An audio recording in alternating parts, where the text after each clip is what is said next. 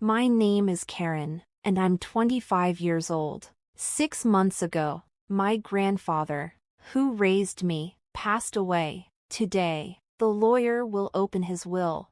I was visiting my grandfather's house with my sister, Susan, who is 4 years older and my only family. Our parents died in an accident 20 years ago, and since then, our grandparents raised us. After my grandmother passed away from an illness a few years ago, my grandfather's spirits declined year by year, and he frequently fell ill. Concerned, I lived in an apartment near his house and often checked on him.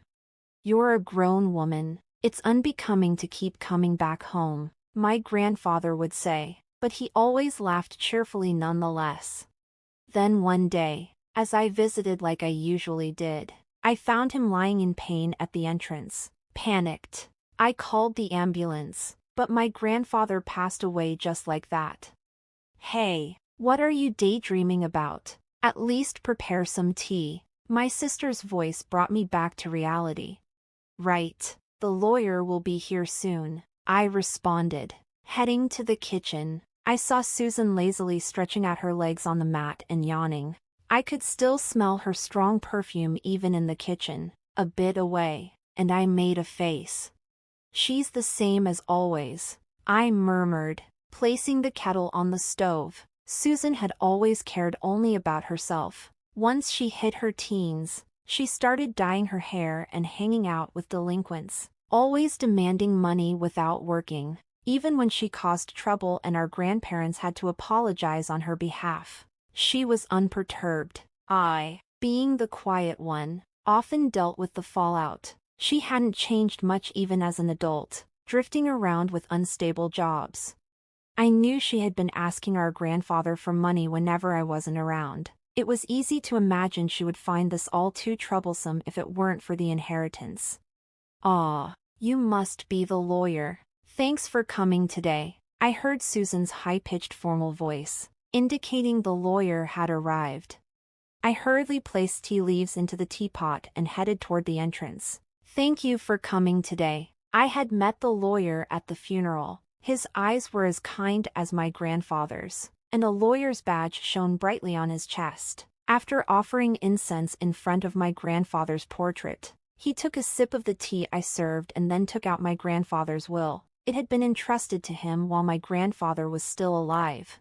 The content was as follows: my elder sister Susan was to inherit $20 million in cash, and I, the younger daughter, was to inherit the house and the land it sits on.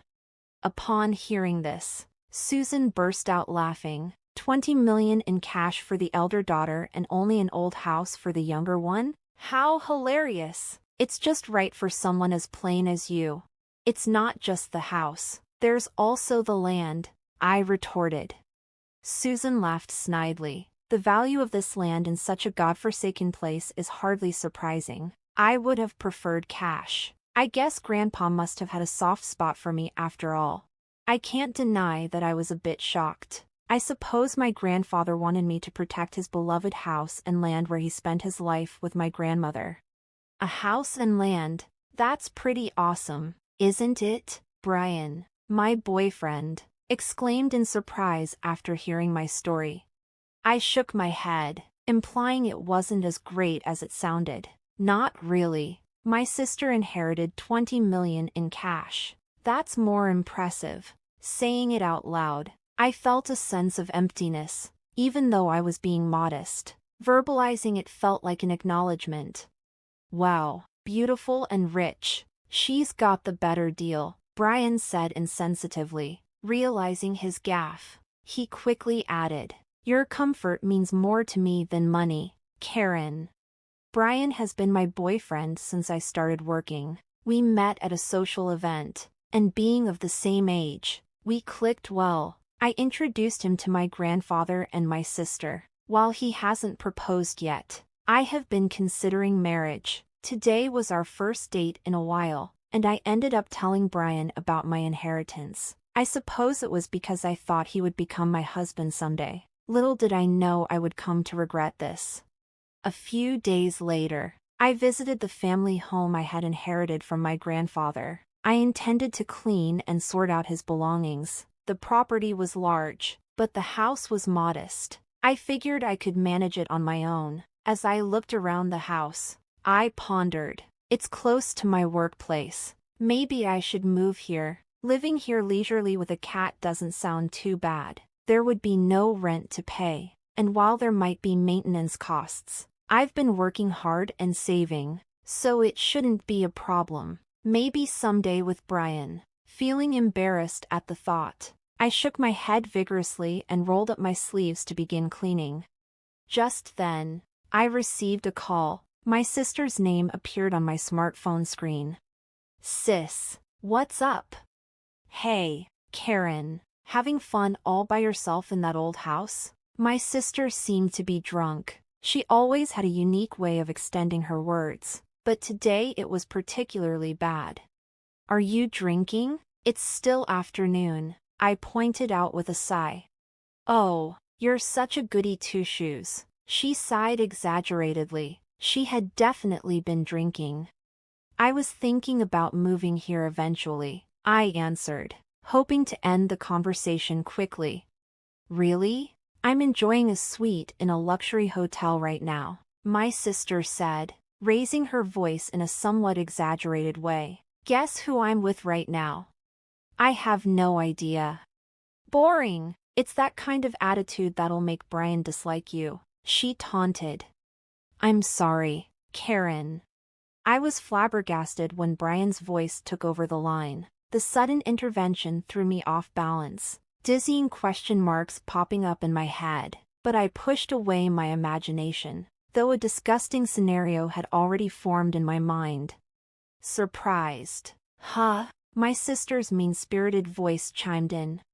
Ever since I introduced him to her, she had found Brian quite a catch. She boasted about how she had been attracted to him since then, knew where he worked because of me, and approached him as soon as he left work. He came along readily when she asked, telling her she was hundreds of times more attractive than me. I listened in stunned silence. Karen, I'm really sorry, Brian's voice again. Tell me it's a mistake, I tried to say, but the words wouldn't come. As a man, I had to take this opportunity. What? I do feel bad about it, but come on, it's impossible to resist a beautiful woman who has $20 million, right? The way he spoke, as if asking me to understand, drained my emotions. I felt a cold sensation like my blood was being drained from me. You know what? I don't need a man like you. I could hear my sister laughing uproariously in the background. The voice on the phone changed back to her. Well, that's how it is. From now on, let's not consider ourselves sisters, okay? I wouldn't want you turning to me just because you're broke. With those words, she ended the call, overwhelmed by emotions that had lagged behind. All I could do was cry out. 5 years have passed since then. I had a cat in my lap, dozing off in front of my laptop. The cat purred contentedly in its sleep. Today was my day off, but I still had a bit of work I brought home. Oh no, this won't get the work done, I said, feeling guilty but having to move the cat off my lap. Just as I reached out, my phone started to ring. An unfamiliar number was displayed. Thinking it could be work-related, I answered the call without any suspicion. Hello? Karen, long time no see. I instantly knew who it was and froze. The distinctive way of speaking was unmistakably my sister's. It's you, Karen, isn't it? I can tell just from your initial hello. After all, I'm your big sister. 5 years had passed, making Susan 34. A smirk formed at the corner of my mouth at her unchanging way of talking. You're just the same. By the way, I came home and there's a hotel standing. Did you sell the house? That's none of your business. Oh, come on, it's quite a grand hotel. Huh, you must have made a good chunk of change. Huh? Getting fed up. I was about to end the call when she started to chatter about her current situation. According to Susan, she had blown through the inheritance in about 2 years. Now she even had a considerable amount of debt. Even Brian, who she's still hanging around with, seemed to be drowning in debt. I was speechless. Honestly, I couldn't care less. So, lend me some money, Susan yelled. I've always wondered why Grandpa distributed his estate that way, I answered calmly. But on the day you took Brian from me and cut ties, I understood. I started talking slowly, recalling the events of 5 years ago. When Brian broke up with me, I was crushed. After crying my heart out, I sat dazed in my room, staring into space. I'm such a fool, I murmured. As large tears began to spill again, my gaze fell on a painting I had made as a child and had gifted to my grandfather. He had framed it and kept it hanging lovingly. Rising unsteadily, I picked up the painting. Grandpa. Nostalgia and loneliness welled up, and tears started to come again. Suddenly, something dropped from the back of the frame. Picking it up, I saw it was a fresh sheet of note paper addressed to me. I remembered how, when I was little, I used to stick notes on the back of this frame and exchange secret messages with my grandfather. It was like a family journal. Knowing that I was to inherit the house, he probably figured I'd find this note. I'm glad I noticed. I shuddered at the thought that I might have missed it. The letter was dated just before my grandfather passed. To Karen. I knew you'd definitely notice this letter. Right now, you're probably wondering why I distributed my estate in such a manner, cash to your sister and an old house and land for you. It may seem like I favored Susan, but that's not the case. Despite any claims of favoritism, I wanted to leave most of my estate to you, who cared for me till the end. I finally understood what had been bothering me. No matter what, Grandpa thought more of me. I was deeply hurt by Susan's words at that time, despite having loved my grandfather more. A kind of jealousy. I continued to read the letter. But Susan would not be satisfied with a regular division, even as her grandfather. I must admit she's terribly greedy. Exactly, Grandpa, I thought. She even took my boyfriend from me. That's what I wanted to tell him in my heart.